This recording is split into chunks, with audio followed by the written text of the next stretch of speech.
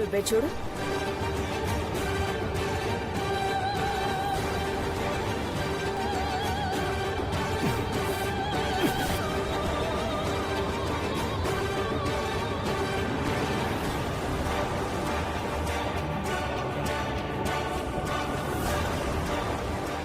చాముండి,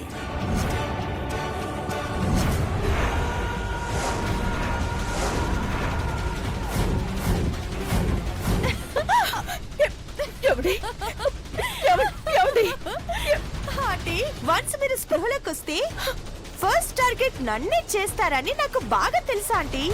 అందుకే అక్కడ అంకుల్ని మా చాముండేశ్వరి ఆంటీ దగ్గరికి చేర్చేశాను.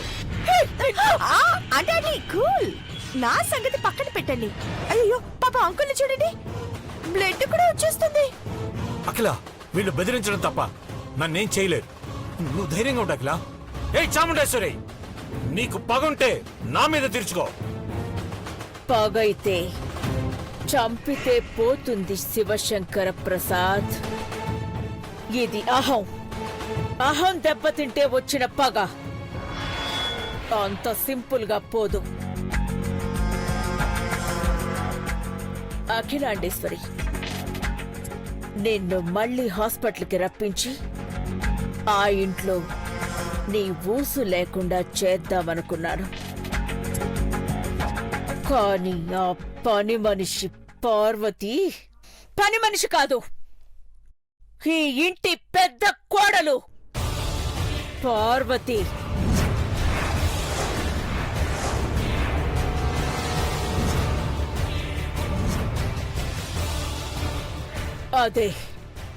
అదే ఆ పార్వతే నా ప్రతి అడుక్కి అడ్డుపడి నన్ను ఎక్కడో తలదాచుకునేలా చేసింది. దాన్ని వదలను. నేనుండగా పార్వతిని నువ్వు ఏమీ చేయలేవు. నేను చేయలేను, కానీ నువ్వు చేయగలవు.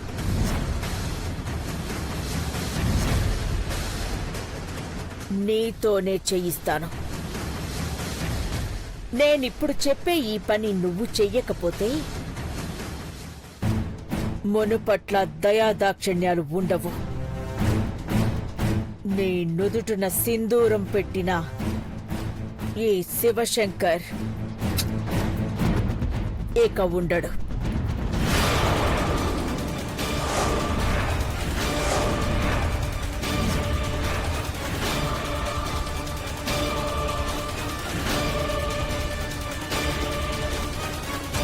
నీకోసం ఇంటి పేరునే మార్చుకుని ప్రేమించిన శివశంకర్ ఇక ఉండడు. హే, చంపేస్తాను నిన్ను. నేను కూడా అదే అంటున్నాను అఖిలాండేశ్వరి. చాముండేశ్వరి, నన్నిక్కడ బంధించి పిరికితనంతో దాక్కొని అఖిలని సాధించాలనుకుంటున్నావా? సమయం కలిసి రాకపోతే ఈశ్వరుడే గజాసురుడి గర్భంలో ఉండాల్సొచ్చింది. మర్చిపోయారా శివశంకర్? ఇప్పుడు ఇవన్నీ చెప్పే టైం లేదు. ముందు నేను చెప్పేది విను. నీ కోడలు అందర్నీ పిలుచుకుని వచ్చేలోపు మీ వాళ్లకి నువ్వు చెప్పాలనుకున్న నిజం నీలోనే సమాధి కావాలి. నీకేం కావాలి చాముండేశ్వరి? ఆస్తి కావాలా? రాసిస్తాను, తీసుకో. మళ్ళీ నా కుటుంబం జోలికి రాకు. ఆయన వదిలేసాయి. ఆస్తి కావాలి అంటే ఎప్పుడో మీ అందర్నీ చంపి లాక్కునేదాన్ని. అయినా పగ ఒకప్పుడు. మరిప్పుడేం కావాలి? పార్వతి. పార్వతి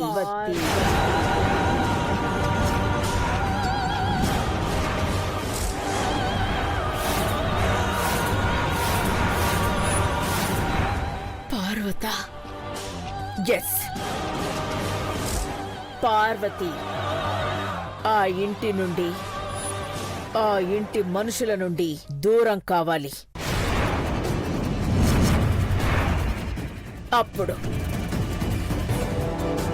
అప్పుడు నీ భర్తని వదిలేస్తాను. నీ కుటుంబం జోలికి రాను. అది నువ్వే చెయ్యాలి. జరగదు. జరగదు అంటే ఏం జరుగుతుందో చూస్తావా? హా? హేయ్! మేడం మేడం హ్మ్.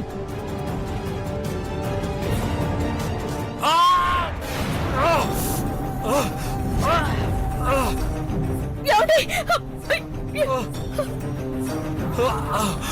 ఏమండి?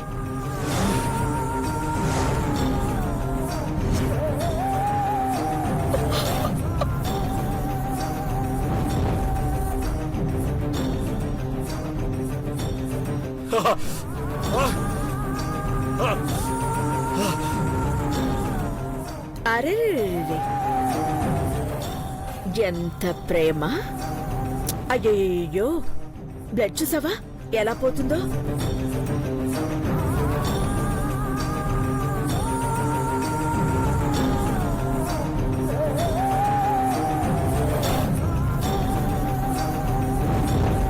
ఆంటీ, ఆ పార్వతి పైకొస్తుంది. ఆలోచించక అఖిలాండేశ్వరి, టైం లేదు. నీ ఆలోచన విలువ నీ భర్త ప్రాణం.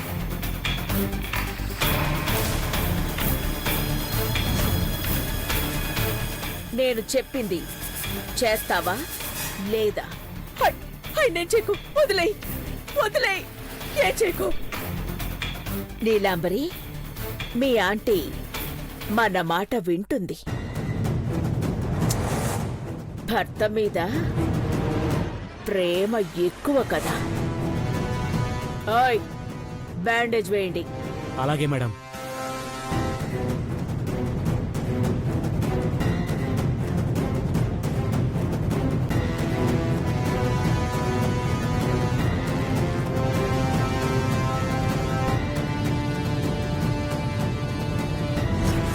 అఖిలాండేశ్వరి, ఈ రోజు నుండి పార్వతి ఆ ఇంటి నుండి శాశ్వతంగా బయటికి వెళ్లిపోయేదాకా నీలాంబరి పార్వతి విషయంలో ఏం చెప్పినా ఏం చేసినా నువ్వు నీలాంబరి వైపే నిలబడాలి. అర్థమైందా?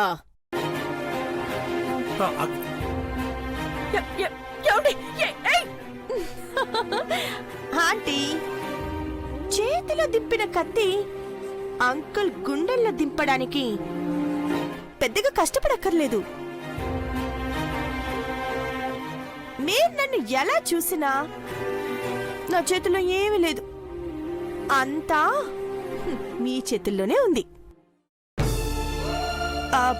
వెళ్ళొస్తానంటే మేనేజ్ చేయండి.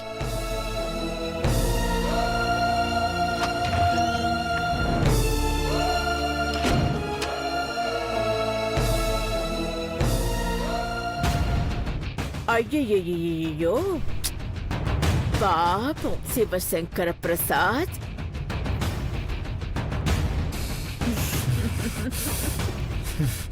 చాముండేశ్వరి,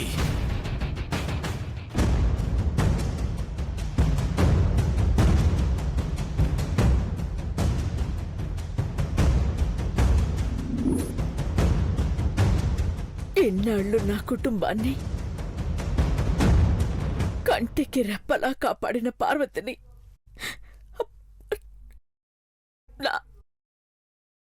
నా చేతులతో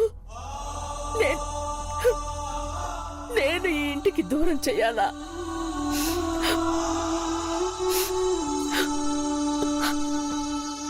ఇప్పుడేం చేయాలి? ఆయన్ని ఎలా విడిపించాలి? అందరి ముందు నిజం చెప్పండమ్మా అని వెళ్ళిన పార్వతికి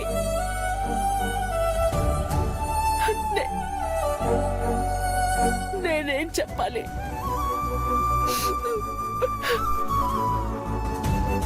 నేనేం చెప్పాలి?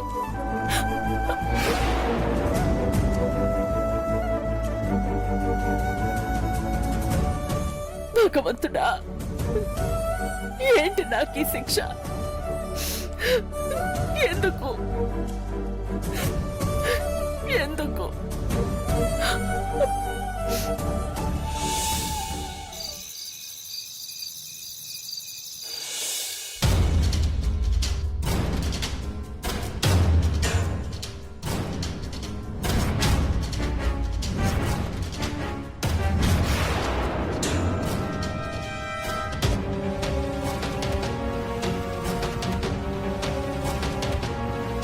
నన్ను కళ్ళల్లో పెట్టుకొని చూసుకుంటానని ప్రామిస్ చేసిన నువ్వు ఇప్పుడు మాట తప్పి ఆ చంద్రముఖి కళ్ళల్లోకి కళ్ళు పెట్టి చూసే స్టేజ్కొచ్చావా మహి?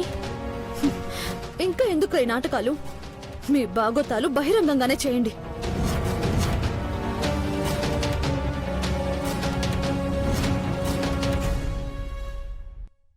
మహి, నువ్విక్కడే ఉంటే ఐశ్వర్యకి ఇంకా అనుమానం పెరిగిపోతుంది.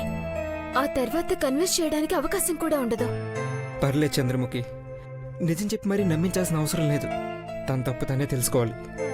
ఈ 4 గోడల మధ్య ఉంటే అపార్థమై నిజమనుకుంటారు మహి. తనతో నేను ఉండకపోయినా నీ దగ్గర నేను ఎందుకుంటున్నానో రేపైనా తెలుస్తుంది.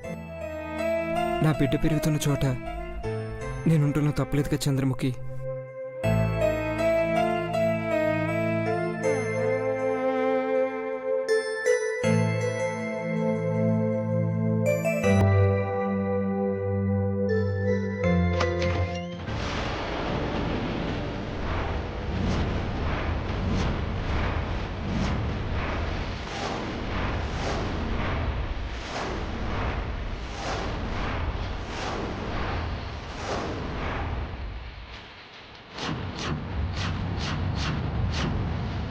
కింద పడుకుంటున్నావా మహి?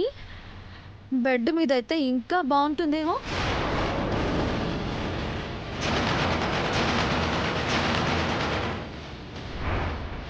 నువ్వు అపార్థం చేసుకోవడం వల్లే నా పొజిషన్ ఎలా ఉందో నువ్వు తెలుసుకోవాలి ఐష్. అబ్బచ్చా, ఇంకా డిన్నర్ కూడా అవ్వలేదు, అప్పుడే బ్లాంకెట్ వేస్తున్నారంటే ఎంతకు తెగించారనుకోవాలి.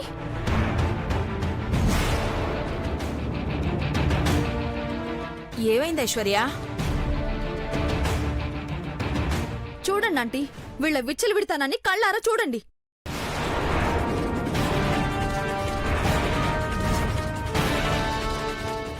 ఐశ్వర్య, ఎందుకలా మాట్లాడుతున్నావు? అవునులే, నన్ను గయ్యాలిలా చూపించి నువ్వు మాత్రం అప్సరసలా కనబడాలని ట్రై చేస్తున్నావు కదా. ప్లీజ్ ఐష్, ఎందుకలా అంటావు? ఒక్కసారి నా మాట విను, ప్రశాంతంగా ఉండు. నేను శాంతంగా ఉండి రాజీ పడితే మీరు హ్యాపీగా ఉండొచ్చనా? ఎందుకు రాజీ పడాలి? దేని గురించి? పెళ్లి కాకుండానే బిడ్డని కనాలనుకుంటుంది కదా ఈ చంద్రముఖి.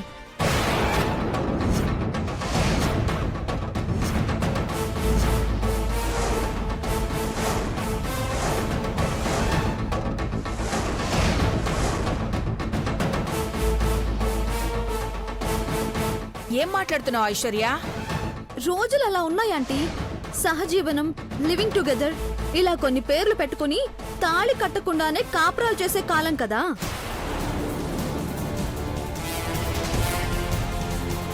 అదే కాన్సెప్ట్ ఇలా అన్వయించుకున్నారు ఇద్దరు. ఈ మధ్య సుప్రీంకోర్టు కూడా తీర్పిచ్చింది కదా ఆంటీ, ఎవరు ఎవరితో అయినా ఉండొచ్చని. ఐష్,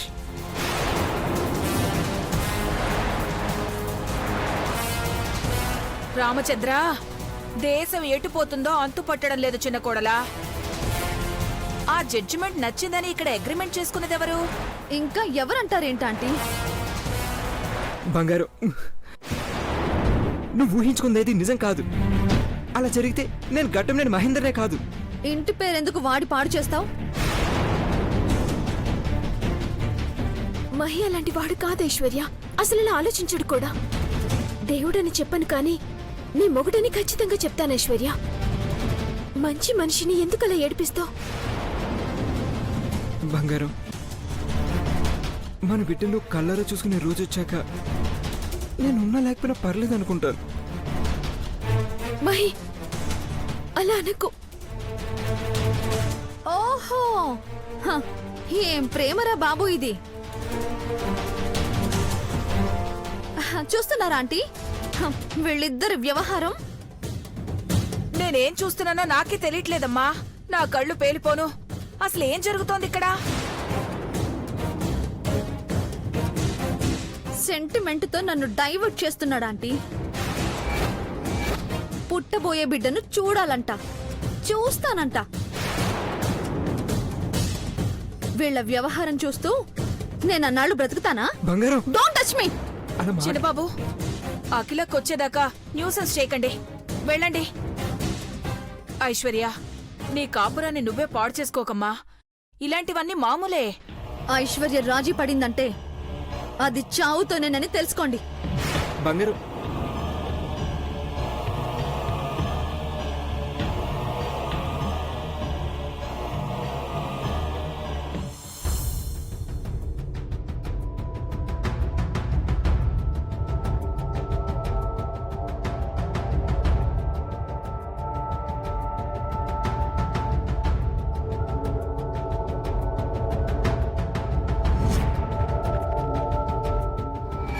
పార్వతి, ఏం మాట్లాడుతున్నావు నువ్వు?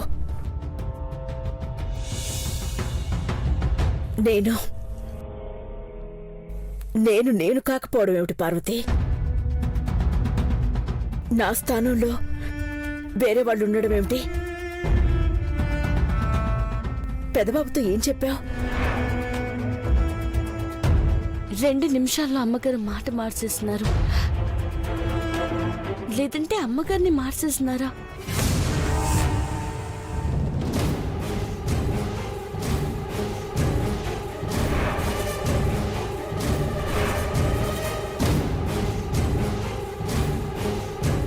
ఒంటరిగా ఉన్న దీన్ని జీవితాంతం ఏకాకిలా ఉండేలా చెయ్యాలి.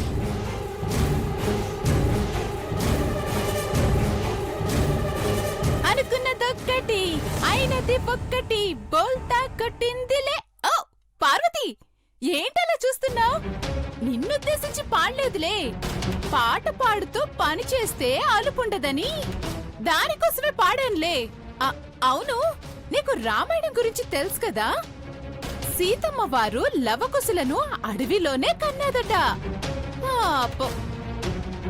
గర్భవతిగా ఉన్నప్పుడే జానకిని రాజ్యం నుంచి అడవికి పంపించేశారు. ఇదంతా ఎందుకు చెప్తున్నావు? నిన్ను దేవాసారిని కూడా సీతారాములంటారు కదా. నువ్వు కూడా కడుపుతో ఉన్నావు. నీ కాన్పు అయ్యేది కూడా కారడవుల్లోనే అని.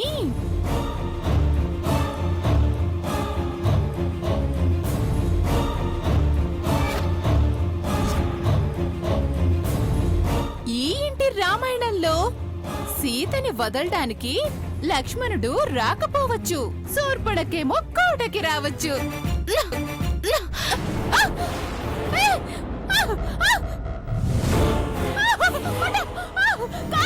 కళ్ళు మండిపోతున్నాయే. నీళ్ళు నీళ్ళు. అయ్యో పట్ట. నీళ్ళు నీళ్ళు. అయ్యో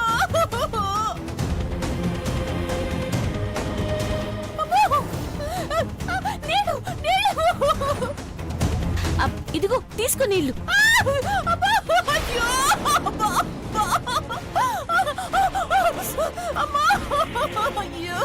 రెచ్చగొట్టేలా మాట్లాడితే నష్టం ఎవరికో నువ్వు తెలుసుకోవాలా? చెయ్యి కూడా కాల్ చేసావు కదే. చెప్పవే, 2 నిమిషాల్లో మా అమ్మగారిని ఏం చేసావు?